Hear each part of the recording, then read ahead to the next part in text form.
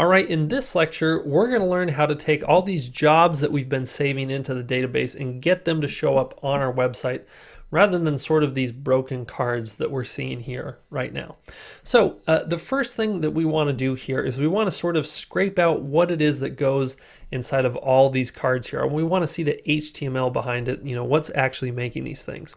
So if we go ahead and scroll up here, you can see a bunch of these that are happening. We really only need one of these, and we could sort of repeat those after that. So this is where they all start here, this album, background light, container, blah, blah, blah. And then there's this row, right? And then you'll notice every once in a while, there's this div class column MD-4. So after this first column MD-4, we are just going to select all the way down here, keep going.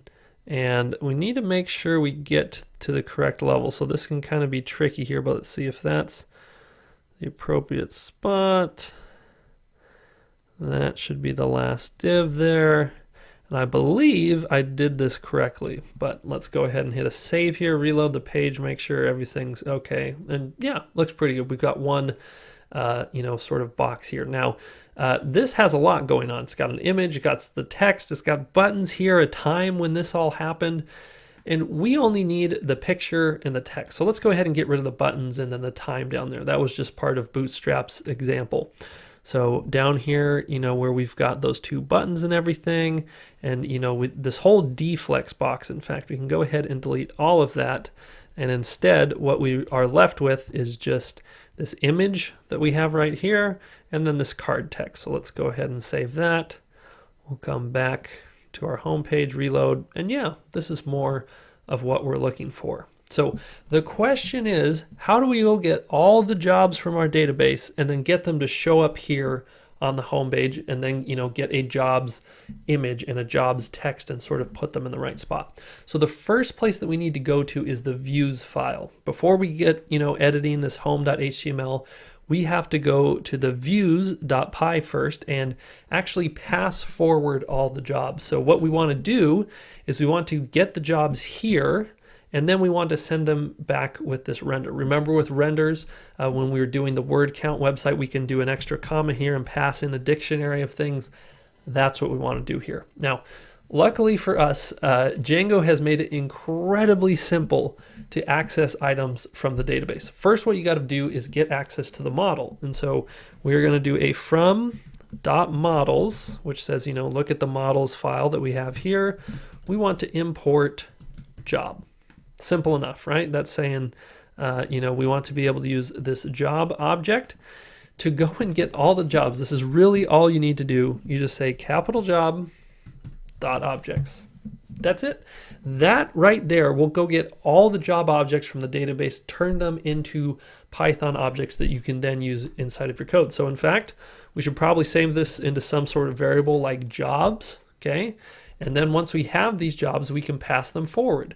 So this has to be a dictionary here. So for the key, let's do the string of jobs, and then we're going to pass forward with the colon the actual list of jobs. This is literally all we need to do to grab everything from the database. So I just want you to appreciate for a second here, this is why Django and other web frameworks are so great. If we had not done this, we would have to write specific code to, work explicitly with Postgres, write these SQL calls to go get everything. I'm getting really passionate here because I've done this before and I know the pain, and this is so much simpler. So you don't need me dragging on here. Just know this is so much better than doing everything set up by yourself. Okay, so now that we have these jobs, we can actually come back to our home.html and make use of them.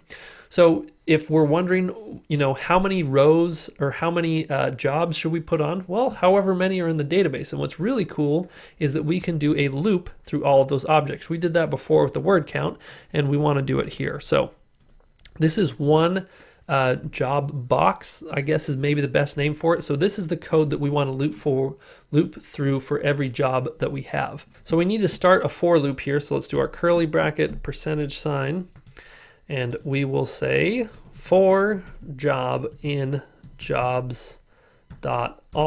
So this allows us to essentially loop through all of the jobs. And then at the bottom here, we are going to have a curly bracket percentage signs, and we will say end 4, just like that.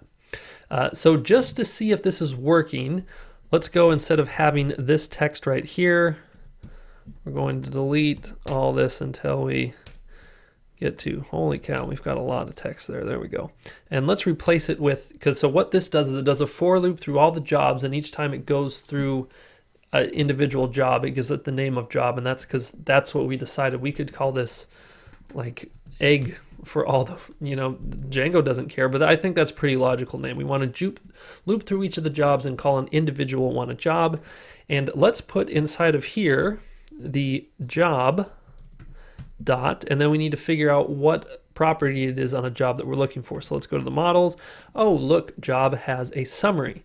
So we want to get the summary. We'll come back here and we say this should be the job summary. We need 2 curly brackets there. There we go. This is looking much better. All right, so we'll go ahead and save this. Back to the home page. This is a big moment of truth here. Hit the reload and we get nothing. Now remember, if we go back to localhost/admin and we log in, we don't have any jobs. So that's why nothing showed up. So let's go ahead and add at least 2 so we can see each of them. So for this first job, let's just go select our classic image and let's say, hey, this is a cool job, exclamation point.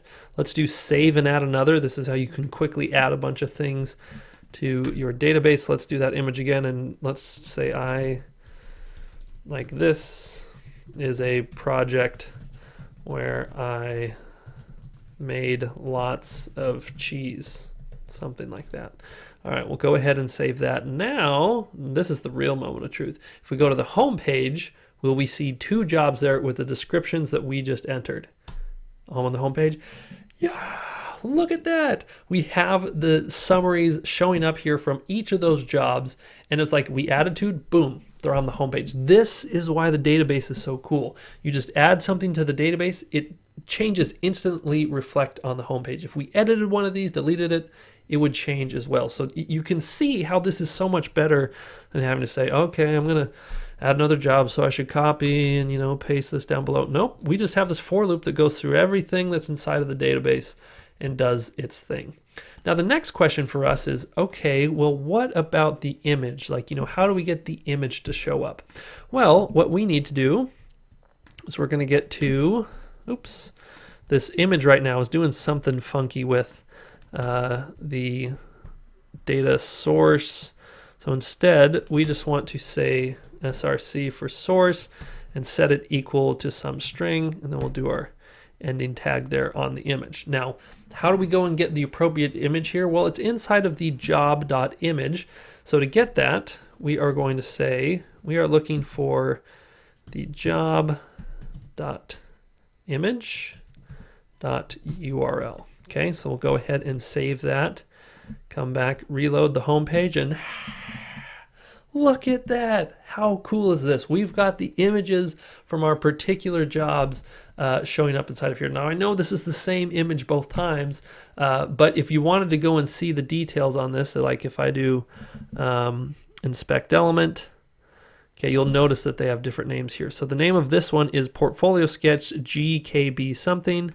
The name on this one, let's see here. Let's pop this down. Look at that, is Portfolio Sketch TZDX, whatever. So again, this was that cool functionality I talked about, that Django is smart enough to rename files that have the exact same name.